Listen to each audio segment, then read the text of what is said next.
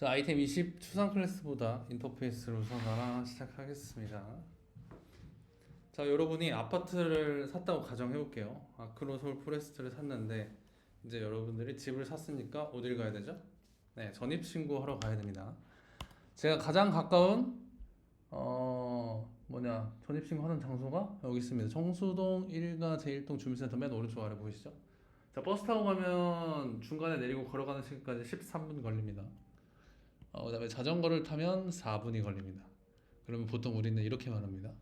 버스보다 자전거를 우선하라. 근데 그렇다고 버스가 안 좋은 것도 아니고 자전거가 엄청나게 좋은 것도 아닙니다. 그냥 상황에 맞게 우선하라고. 똑같이 여기서도 추상 클래스보다는 인터페이스 우선하라도 같은 개념으로 이해하실 것 같습니다. 절대적인 어떤 그런 건 아니고 상황에 맞게 우선하라인데, 자, 어떨 때 우선하는지 저희가 알아보도록 하겠습니다. 자, 첫 번째, 왜 우선을 하는지. 이유는 기존 클래스에도 손쉽게 새로운 인터페이스 구현해 놓을 수 있다고. 그 다음에 인터페이스는 믹스인 정의 안성 맞춤이다고. 그 다음에 인터페이스로는 계층 구조가 없는 타임 프레임워크를 만들 수 있다. 그 다음에 마지막으로 수상 골격 클래스까지 알아보고, 그리고 혹시 제가 시간이 남는다면 하나 더 추가했는데 그거는 남으면 하도록 하겠습니다. 자, 그러면 첫 번째입니다. 기존 클래스에서도 손쉽게 새로운 인터페이스를 구현해 넣을 수 있다죠. 자, 이런 코드가 있다고 봅시다. 왼쪽을 보시면 빨간색으로 찍어가 되어 있습니다. 인터페이스로. 그 다음 밑에 펄스는 있고, 그거를 저런 식으로 확장을 해서 노래를 부르게 만들 수가 있습니다. 그게 뭐다고? 기존 클래스에도 손쉽게 새로운 인터페이스를 구현해 넣을 수 있다입니다. 그래서 이거를 바탕으로 이제 여러 자바 그 컬렉션들 아니면 뭐 유틸들이 이것들을 많이 이용하는 걸 볼 수가 있습니다. 그래서 이제 보자면 여기 보시면 이렇게 컴패러블이나 뭐 이터러블, 그 다음에 오토 클로즈 같은 인터페이스는 자바 여러 기존 클래스에 추가가 되어 있습니다. 여기 보시면 스트링이죠. 근데 이런 식으로 여러 가지가 이렇게 추가가 되었습니다. 이런 식으로 인터페이스를 활용한다면 간단한 이런 동작을 통해서 정렬, 반복, 자동 닫기 기능들을 이렇게 손쉽게 추가를 할 수 있습니다. 이거 말고도 뭐 이런 것도 있죠. 뭐 인풋 스트림에 클로저블도 있고요. 그 다음에 뭐 오토 클로저블 자동으로 닫는 것도 이렇게 쉽게 할 수 있습니다. 그럼 여기서 그럼 수상 클래스 그냥 쓰면 안 돼? 이렇게 생각할 수도 있습니다. 한계가 좀 존재합니다. 자바는 단일 상속만 지원합니다. 아까처럼 스트링은 굉장히 여러 개를 가져왔잖아요. 그게 안 돼요. 그래서 하나의 클래스에는 오직 하나의 클래스만 상속을 받을 수 있기 때문에 한계가 존재하고요. 그 다음에 두 개 이상의 기존 클래스가 같은 새로운 추상 클래스를 상속받는다면 이 추상 클래스는 두 개의 클래스의 공통 조상이 되는데 이미 설계된 클래스 계층 구조에 큰 변경을 요구할 수 있다죠. 그러면 뭔가 하나 기능을 가져오기 위해서 기존의 어떤 클래스의 계층 구조를 크게 변경을 요구한다면 그게 과연 정상적인 어떤 추가받는 방식일까? 라는 것을 되물어볼 수 있어서 이런 차이 때문에 어떤 새로운 기능이나 규약을 기존 클래스에 추가할 때는 인터페이스가 더 선호가 된다고 합니다. 자, 그래서 첫 번째는 끝났고 두 번째는 이제 인터페이스는 믹스인 정의의 안성맞춤이다에 대해서 알아보도록 하겠습니다. 이거에 대해서 이제 제가 간단한 예제를 가져왔습니다. 자, 롤 안 하시면 안 됩니다. 여기 보시면 아지르 스킬이 있는데 오른쪽 아래 보면 이제 존냐가 보입니다. 저게 이제 어떤 특정한 캐릭터를 멈출 수 있게 해주는 거예요. 그래서 클래스의 추가적인 기능을 혼합하는 방법이 바로 믹스인인데, 여기서 저런 아지르라는 저 캐릭터가 자바의 클래스라고 한다면 저 아이템의 기능이 믹스인이라고 생각하시면 됩니다. 즉 기존에 있는 기능 플러스 알파를 손쉽게 할 수가 있습니다. 믹스인을 통해서요. 그래서 아까 같이 스트링에 보시면 이렇게 여러 가지 기능들이 있죠. 뭐 직렬하기는 뭐 사전순 비교 가능, 그다음 문자열 시퀀스 동작, 뭐 컨스턴트 오브는 상수를 지원하는 거죠. 자바 12부터 추가됐고, 그다음에 컨스턴트 데스크는 JVM의 상수로 사용 가능한다. 뭐 이런 것들인데 이거에 대해서는 구체적으로 알 필요는 지금은 없고요. 그냥 뭔가 추가적인 기능을 인터페이스를 통해서 쉽게 했다. 이거를 믹스인이라고 부른다 정도만 이해해 주시면 될 것 같습니다. 그 다음으로는 세 번째입니다. 인터페이스로는 계층 구조가 없는 타임 프레임워크를 만들 수 있다입니다. 이게 뭔 소리냐? 이렇게 보시면 인터페이스를 사용해서 이런 계층 구조가 있는 타임 프레임워크도 만들 수가 있어요. 그래서 저희가 계층 구조가 없는 타임 프레임워크를 알아보기 전에 계층 구조가 있는 타임 프레임워크부터 알아보겠습니다. 그래서 리스트를 보시면 이런 식으로 되어 있고요. 이 안으로 또 들어가시면 이렇게 계층이 또 되어 있습니다. 저 안에 또 들어가시면 이렇게 계층이 되어 있고요. 저 안에 또 들어가면 이런 식으로 계층이 이렇게 3단계 이상으로 가질 수 있는 걸 볼 수 있고요. 그래서 인터페이스 사용해서 명확한 계층 구조를 가진 프레임워크를 만들 수가 있습니다. 그런데 여러분들이 프로젝트를 하시면 느끼실지 모르겠지만 현실에는 뭔가 계층을 엄격하게 구분하기 어려운 개념들도 있습니다. 물론 인터페이스를 통해서 이렇게 계층 구조가 있는 타임 프레임워크도 할 수 있고 뭐 상속을 통해서도 뭐 추상 클래스를 통해서도 충분히 할 수 있지만 계층을 구분하기 어렵다면 이거를 과연 어떻게 해야 될까? 이거를 인터페이스로 해결할 수가 있습니다. 예를 들어서 뭐 프로그래머라는 게 하나 있고 그 다음에 디자이너가 있다면 이 두 개를 한 번에 할 수 있는 사람을 저희는 만들 수가 있습니다. 뭐를 통해서? 인터페이스 통해서 이런 식으로 저희가 가져올 수가 있습니다. 그렇기 때문에 이렇게 활용하시면 굉장히 쉽게 계층 구조가 없는 타임 프레임워크를 만들 수가 있죠. 왜냐하면 프로그래머와 디자이너는 전혀 상관관계가 없는데 그 두 개를 단지 인터페이스를 사용한다는 이유로 이렇게 쉽게 가져올 수가 있습니다.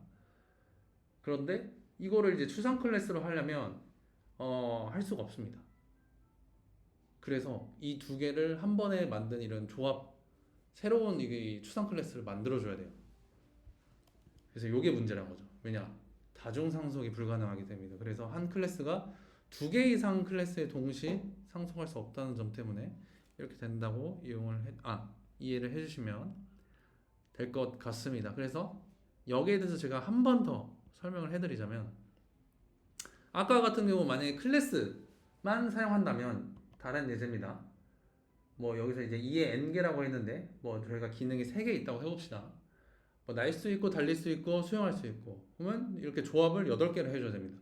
만약에 추상 클래스를 하려면 그래서 뭐 날 수 있는 수영할 수 있는 달릴 수 있는 3가지 속성을 할 때 이 3승에서 8가지의 클래스를 만들어 줘야 됩니다. 근데 여러분들이 인터페이스를 사용하시면 그냥 이렇게 바로 사용하시면 됩니다.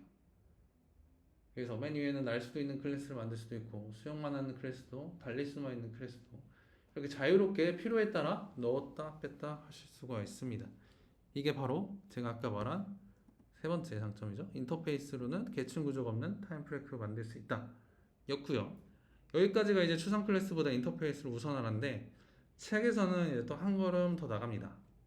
바로 인터페이스에다가 이제 추상 골격 구현 클래스, 즉 뭔가 추상 구현을 하는 클래스를 넣는 거라고 합니다. 그래서 이거를 읽으실 때 아마 이해가 안 가셨을 거예요.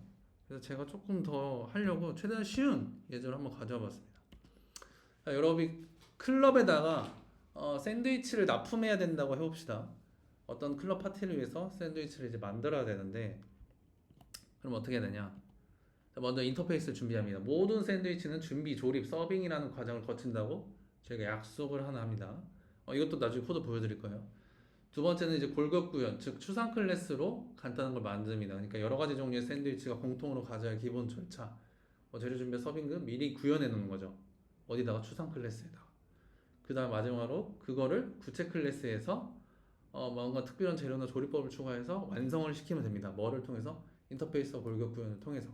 그래서 이거를 이제 코드를 보자면, 자, 인터페이스입니다. 뭐 재료 준비하는 게 있겠고, 샌드위치 조립이 있겠고, 서빙이 있습니다. 이거는 여러분들이 클럽을 가든 호텔을 가든 다 똑같습니다. 어쨌든 샌드위치를 만들기 위해선 재료 준비하셔야 되고, 샌드위치 조립하셔야 되고, 조립된 걸 서빙을 해주셔야 됩니다. 이게 이제 인터페이스고요. 자, 그럼 추상 클래스는 뭐냐?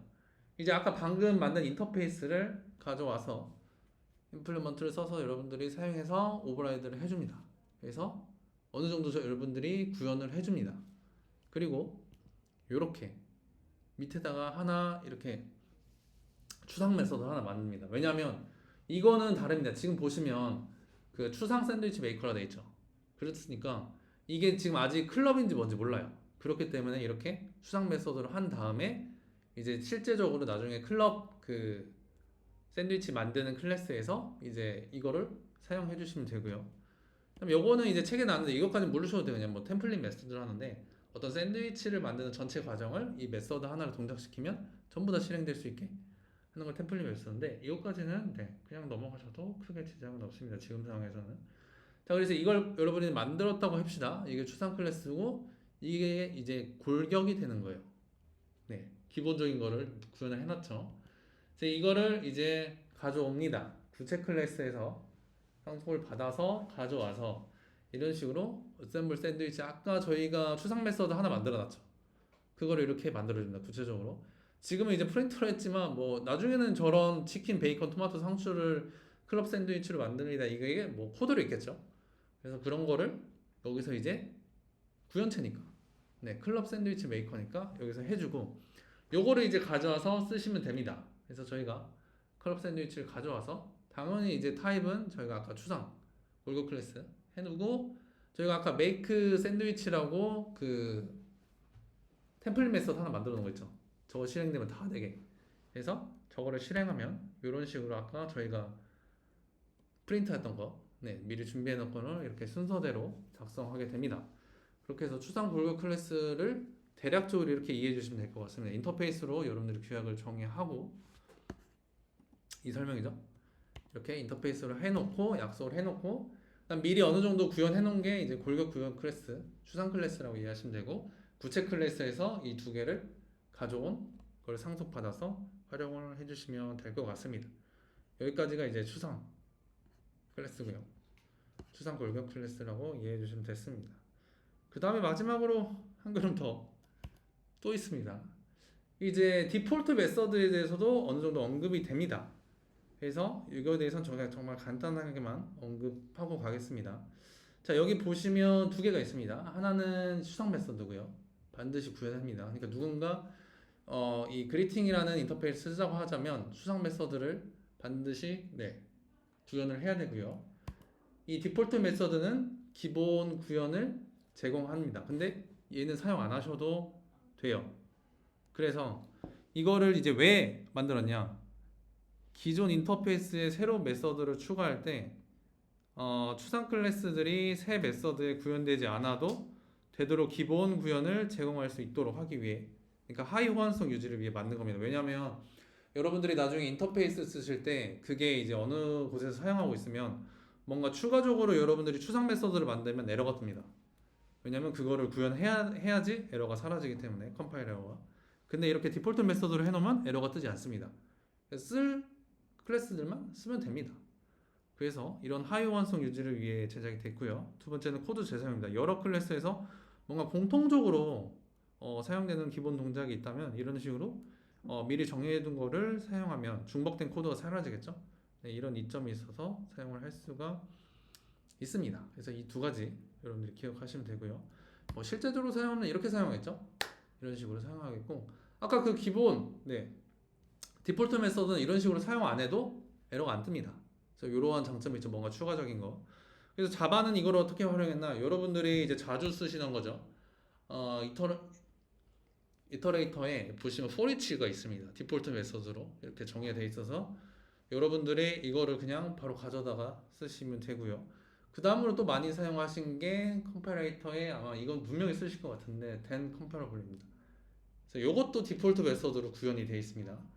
그래서 이것도 여러분들이 디폴트 메서드의 하나의 유형 사례라고 이해하시면 될 것 같습니다. 자, 그래서 발표 여기까지가 이제 마무리하면 끝날 것 같습니다. 책에서는 이제 이렇게 설명합니다. 정리하면서 일반적으로는 다중구현형 타입으로는 인터페이스가 적합합니다. 그 이유에 대해서 제가 설명을 드렸고요. 그 다음에 복잡한 인터페이스라면 구현하는 수고를 덜어주는 골격 구현 클래스, 아까 제가 샌드위치 말씀드린 것처럼 그런 거를 함께 제공하는 방법을 고려하면서 구현을 하시면 될 것 같습니다. 그래서 이펙티브 아이템 20 추상 클래스보다 인터페이스를 우선하라 발표는 여기까지입니다. 감사합니다.